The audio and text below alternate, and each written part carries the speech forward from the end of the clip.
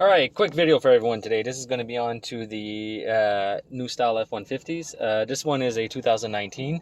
What we're going to be going over is how to set your vehicle into brake maintenance mode so you can take and replace your rear brake pads and your rear disc. So the first thing you're going to want to do is come over and take and turn the key to the on position.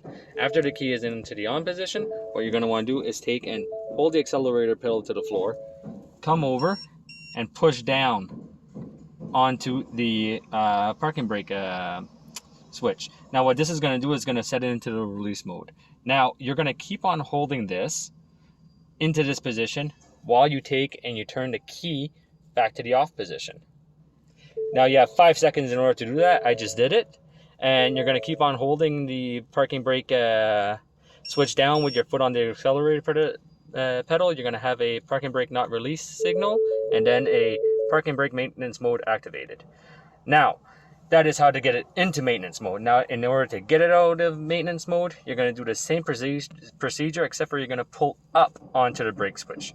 So you're going to take and you're going to set the key to the on position. You're going to take and push on the accelerator pedal, and you're going to pull up onto the parking brake switch.